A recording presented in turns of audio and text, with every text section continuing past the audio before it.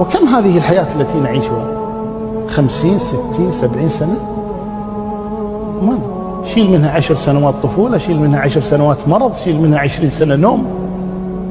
شيل الدنيا هذه اللي يترك الإنسان كل شيء لأجلها.